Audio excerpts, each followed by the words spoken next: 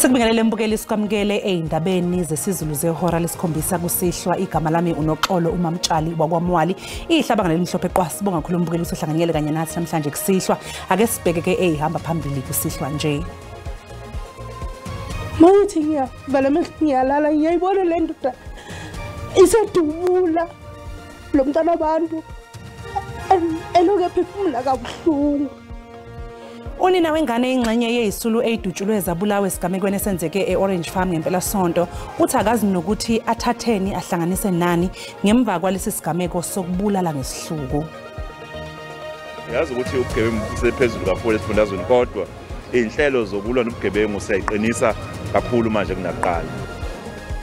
Bangaphezulu kwekhulu abasolwa abakhalelwe amasongo kaSigonyela ngesikhathi kugasela amaphoyisa ephelezelwa iminyango kahulumeni ehlukene enkabeni yedolobha iTheku. Chatongo Khalezokhulu by Tomentongo! From yellow card to a goal! Umgadli webafana uLyle Foster ngeke abe ingxenye yeqembu elizobhekana neCongo Brazzaville ekhambeni kusasa emidlalweni okuhlungele iAFCON yangonyaka ozayo ngenxa yokulimala.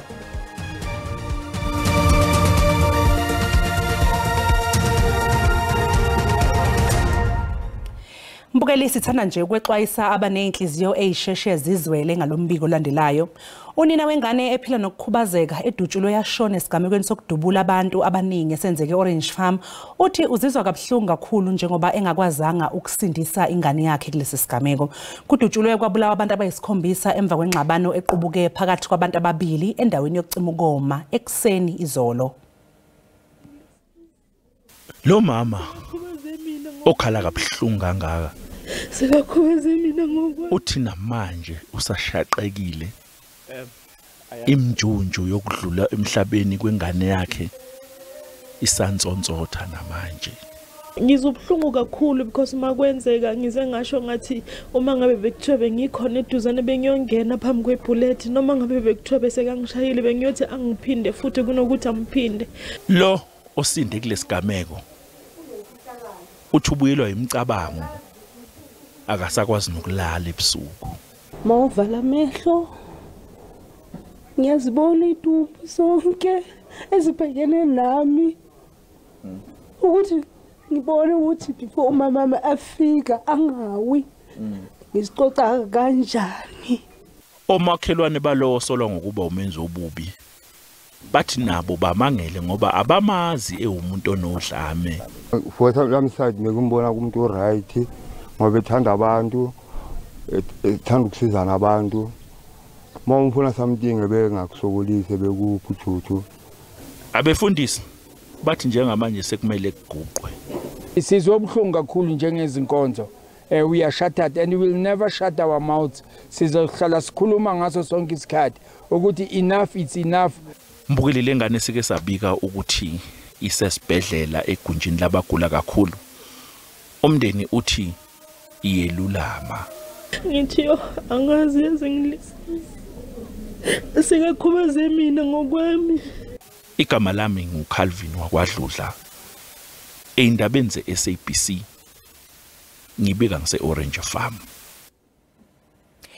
Bangaphezulu kwekhulu abantu abakhalelwe ngamasongo kaSigonyela ngesikhathi kunomkhankaso weinhlaka ezahlukene wokunqanda ubugebengu enkabeni yedolobha iThekwini. Abayi15 kwababoshiwe batholwe bengenawo amaphepha abagunyaza ukuba kulelizwe. Amaphoyisa abephume ngobuningi bawo ukuzolwisana nobugebengu. Kunezenzo zobugebengu ezehlukene kule ndawo ezibandakanya ukushushumbiswa kwesidakamizwa kanye nokweba. Isiphathimandla zaKwaZulu-Natal zithi zizimisele ngokunqoba ubelelesi kulesifundazwe. Abanye sebekwazile ukuthi babanjwe njena manje iwona umsebenzi owenziwayo usungula namhla komsebenzi omkhulu kakhulu wokuqinisa ukulwa nobugebengu. Siyazi ukuthi ubugebengu busephezulu kakhulu esifundazweni kodwa inhlelo zokulwa nobugebengu siyayiqinisa kakhulu manje kunaqala. Ngenyanga edlule amaphoyisa ayigasele emgwaqeni uMahatma Gandhi obuwaziwa ngoPond Road nalapho kwaboshwa khona abokufika kuleli abayi120 ngokuba kuleli ngokungemthetho. Amaphoyisa athi abaningi babo sebabuyiselwa emazweni abaqhamuka kuwona kanti abanye bagcinwe ezitokisini ukubhekana namacala. For now 2 people have been arrested after they've been confirmed that they are wanted for crimes. One was wanted from 2001, so we found him today. So yes, those two are arrested. Njengoba kusondela amaholide kaKhisimusi, amaphoyisa athi azoqhubeka nokugasela ezindaweni ezehlukene zesifundazwe. NginguSimphiwe Makhanya, kwezindaba ze-SABC ngiseThekwini. I-African National Congress ibungaza izinsuku eziyikhulu namhlanje ngaphansi kohulumeni wobumbano ekomkhulu layo iLuthuli House. Ake siucoshe bukhoma ke mbukeli lo mgubho.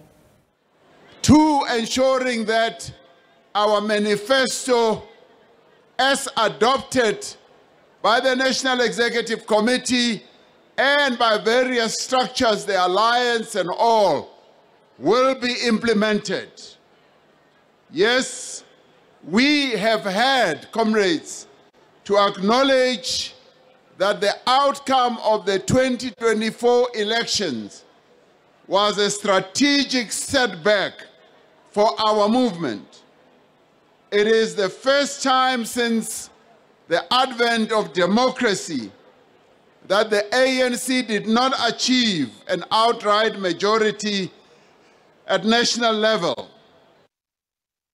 and also in some provinces. However, as the party that received the most votes nationally and in 7 provinces, we are the ones who our people looked upon to give leadership and to act in the best interests of our country and its people.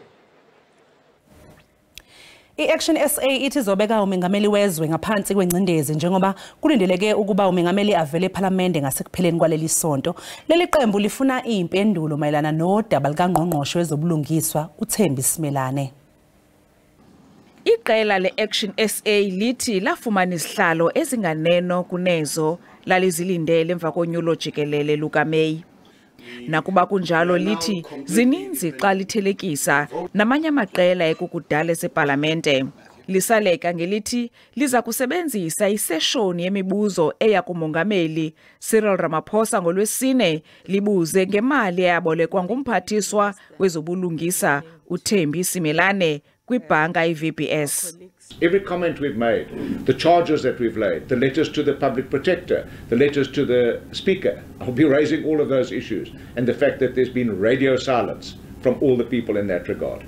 Eli qela lithi alizokuyeka umbandela webholo lefama ePhalaphala kuba likholelwa ukuba kukho ityala, nakuba ibutho lezotshutshiso likazwelonke lisithi alizokutshutshisa. Where the money came from, that's another matter. Where the money went to, that's another matter. How did they try and follow that money and get it back? That's another matter. There are a whole lot of matters. But the fact of the matter is that there's a contravention of the Foreign Exchange Act in this country, and the President must account for it. Malenzeka kwisixeko saseTshwane eli qela lithi belizikhusela. We are now completely independent. The voters out there are aware now that Action SA is actually a totally independent political party. It's not aligned to any other party. Will always act in the interest of the people of South Africa. Ela lithi libhalele ikomiti yokuhlolwa komgaqo siseko lifuna kuthintelwe abantu abanechaphaza ukuba babe ngamalungu eParlamente. Dinglulama Matya wendaba ze-SABC eParlamente eKapa.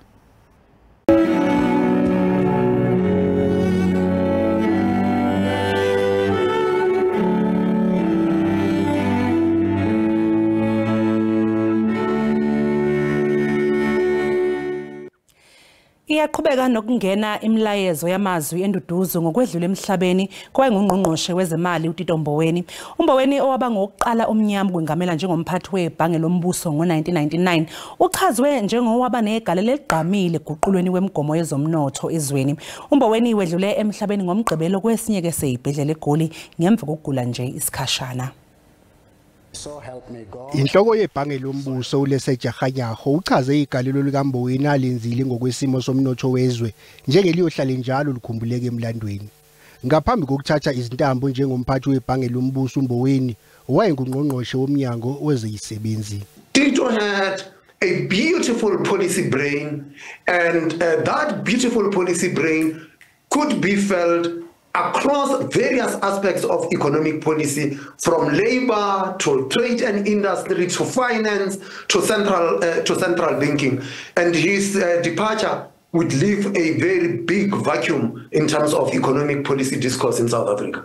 Owake wasebenza ndawonye noMboweni ehhovisi lomgcini mafa uIsmail Momoniat uthi uMboweni wafika eminyangweni wezemali esikhathini esabe singelula okwakudinga ukuthi abhekane nokuguculula inkohlakalo yokubhubhudlwa kwemali kahulumeni. What he did was to identify the need for us to grow the economy and to make structural reforms. So what he did was firstly talk about the problem of what he called the hippopotamus, that the hippopotamus mouth was getting or opening wider and wider. At the top, your expenditure was going up, and at the bottom, the revenue was going down. So we're having huge deficits, and what that meant for us as a country, we were becoming more and more indebted to the point where it wasn't sustainable. Imininingwane ngamalungiselelo okufihla kaMboweni kulindeleke ukuthi imenyezelwe maduzane. Mbukeli sasiqonga ngapha ngaseyitolo kanti uma ngabe sibuya sokuphathela udaba oluthi we are urging communities that even if they want to disrupt a strike for water, electricity, whatever they want to strike for, keep away from our schools. Owangamele zemfundo eGauteng uthi kuzoqiniswa zokuphepha ezikoleni eziseyindaweni enomlando wembhikisho omphakathi ephazamisa ukufunda kulesi sifundazwe ngaphambi kokuqala kwevivinywe ngamatikuletsheni kulenyanga.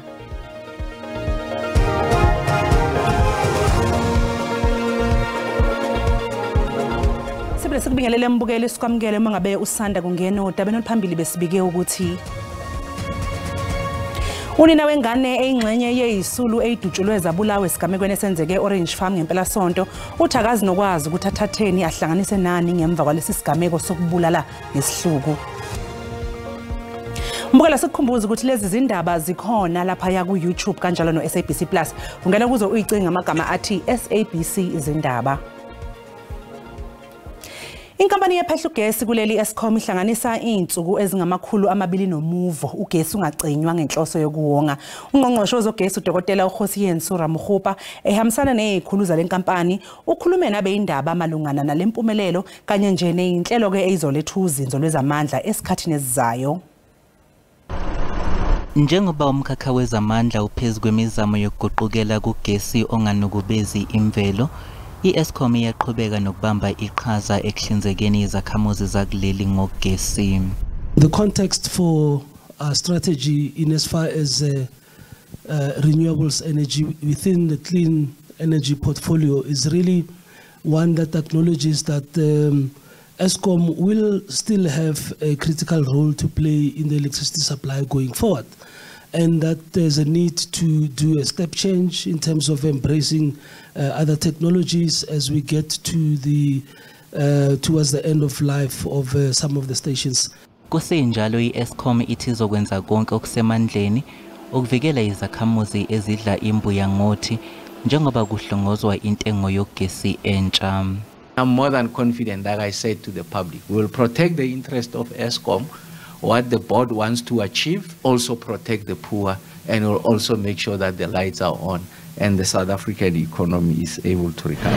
Njengoba namhlanje kuhlangana izinsuku ezingamakhulu amabili nomuvo ugesi ungacishwa ngenhloso yokuwonga, uRamugopa ugcizelele ukubaluleka kweqhaza lebhodi leEskom enqobeni ingwadla yogesi.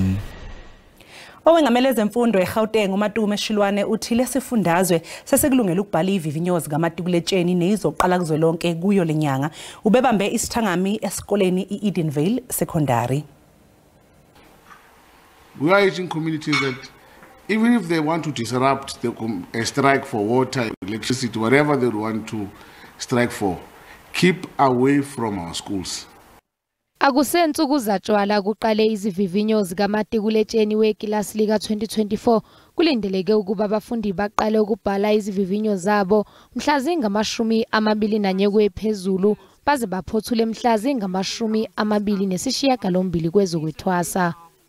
No cell phones and smartwatches will be allowed. They are banned. So our learners, candidates, they should not bring this. Don't smuggle them in. It will be considered as cheating. Kukhishwe isexwayiso esiqinile kulaba abangahle bezame ukungathembeki ngesikhathi kubhalwa izivivinyo.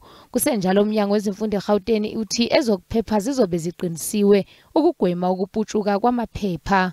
There are monitors at each point, all the way up to and including the actual examination centre, where this packaging is checked to ensure that nobody has opened the box or opened the question papers to any degree or any extent. Umnyango uthi akungabazi ukuthi lesifundazwe sizoba nesibalo sabafundi abaphumelele esedlula esangunyaka odlule. Imphumela izomenyezelwa mhla zi-16 kuMasingana 2025. Kungenzeka libhekane namanye amacala iphoyisa elabanjwa nekhadi lasebhange lesulu sokudunwa kwemoto kanye namanye ayi-105. Uminenhle Makhaye ubevele okwesibili enkantolo yemantshi yaseThekwini. Umbuso ucele ukunikezwa isikhathi ukuze uqhubeke nokuphenya ngaphambi kokuthi kuqhutshekwe nebheyili. Efaka isicelo enkantolo umshushisi kuleli cala uKelvin Gavenda uthi abaphenyi badinga isikhathi ukuze bathole ukuthi lamakhadi angu-105 akabani njengoba atholakala ephethwe nguConstable Minenhle Makhaye ngenkathi eboshwa. uMakhaye waboshwa ngemuva kokusebenzisa ikhadi elalintshontshiwe emotweni eyayiduniwe. Kuthiwa kwathengwa ngalo esitolo esidayisa utshwala. Kuthiwa leli khadi walithatha emotweni eyayitholakale ngemuva kokudunwa eMalvan khona eThekwini. Wabe eyalelwe ukuthi ayishayele ayise estation samaphoyisa. Kudunwa lemoto kwashona ingane uZara Ramsami eneminyaka eyi-11 owashayiswa imoto. The state is not able to add any additional charges at this stage because that investigation is still outstanding. Your Worship, that being said, Your Worship, the state will be seeking for an adjournment for bail consideration and for further charges. Inkantolo ivumile ukuthi kuhlehle ukulalelwa kwebhayili. uMakhaye sobuyela inkantolo zingu-22 kwephezulu ukuze afake isicelo sakhe sokudedelwa ngebhayili. Mlondi Radebe, SABC News eThekwini. Ikhomishana yezamalungelo abantu kuleli ithi njengamanje iphenya ngezenzo zodlame zomlisa waseMonti oshayise ngenhloso imoto iHyundai H1 ngaphandle kwesitolo sakwa OK khona eMonti esifundazweni Eastern Cape ngomgqibelo. Ngelixa abanye besithi esisenzo senziwa ngumsindo, bambi bathi sisenzo siphembelelwa bubuhlanga nokugrogrisa. Kodwa ikomishoni ejongene namalungelo oluntu kwiphondo leMpuma Koloni ithi uphando malunga nokugrogrisa nobuhlanga luzawuqhuba. For us, it's very important to gather the facts and make an assessment on evidence. And at this stage, we are unable to make a pronouncement on any of it. We will continue as part of our complaints handling procedures to ascertain what went on the day of the incident, and then we will have a way forward accordingly. Abahlali kule ngingqi banezimvo ezahlukileyo ngoku. We are not safe in our public spaces. People from outside of our suburb are coming here and making it difficult for the rest of us. We pay huge rates here. We expect at least some service from this SAPS. I've seen it all over social media. It was shocking to see. Very uncalled for, both parties. I've heard both sides of the story, so yeah, but like I said, it's not on. It shouldn't happen in a public place like this. Yeah. Imibutho ANC kwakunye ne-EFF isikhalimele esenzo nesibiza ngokuba siyagrogrisa kwaye babongoza amaxhoba ukuba amangalele umenzi wobubi emapoliseni. Ndingusidima Mveku kwindaba ze-SABC ndiseMonti.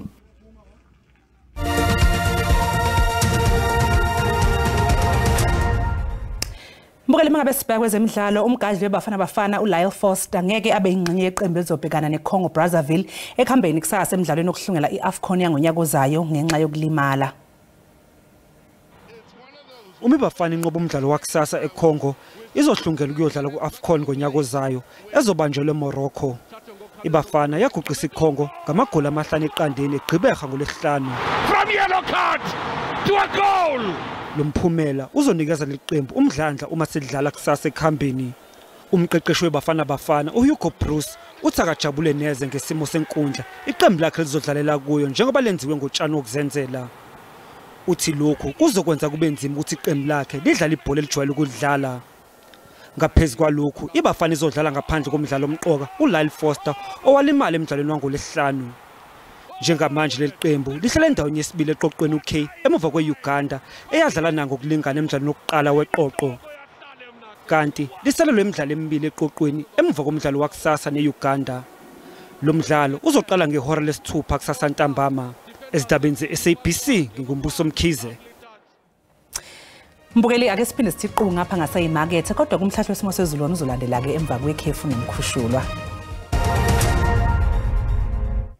Aze kwentokozo mbukeli ukuthi siphinde sihlangane njengoba sesisho sithi kaqhubeka lamathuba athathanda ukuba makhulu emvula kakhulukazi lapha kwaZulu Natal kodwa ke zithanda ukuthi ke phelezela ukuduma mawusondela ke eduze kwentaba zoKhahlamba iyongena lapha ikakhulukazi ke engcenyeni esempumalanga kanti ngamancane mawungena ke ikakhulukazi lapha eGauteng amathuba emvula liye ngokuthi ke libalele mawungena engcenyeni ke esentshonalanga sihlabele phambili siyobheka usuku lakusasa sikhohlwe namahloni ukuthi lisabale kuzo zonke indawo esentshonalanga abe mancane amathuba mawungena engcenyeni eseningizimu kakhulukazi ke endaweni ezingasogwini lapha Eastern Cape uyongena kwaZulu Natal la zobe liguqubela khona ke usuku lonke uyongena empumalanga kanti ke makhulu ke amathuba amanzi ngena ke kakhulukazi esifundazweni saseGauteng ukuyongena ke ikakhulukazi ke ingxenyeni ke esilapha koNorth West sihlabele phambili sisho sithi ke iSouth African Weather Service yasikhipha isixwayiso sasebusuku namhlanje esilapha kusigaba sesibili semvula ezingaphelezela ukuduma okungathanda ukuthi ihambisane nomgozi kakhulukazi ke entshonalanga kwaZulu Natal uyongena lapha empumalanga siyongena entshonalanga la singalindela khona umoya ongathanda ukuba namandla kanjalo nokuthukuthela kolwandle kanti ke kusasa singakulindela ogunelo ngaseningizimu lokho kuthukuthela nomoya namandla nesimo esingabhebhisa umlilo mawungena lapha kwaphindini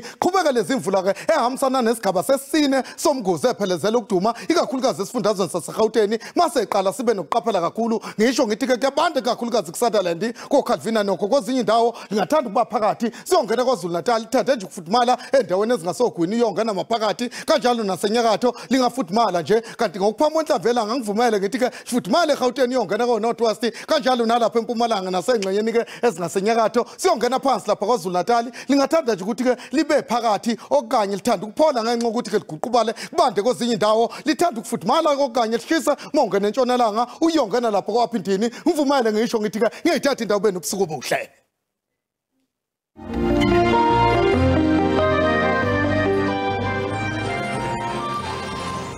Mbukelisi sibeka lapha ke ebese kuphathele zona kusasa bazobe bekhonoza kwethu ngolwimi lwesiXhosa nibe nobusuku obuhle nisale kahle.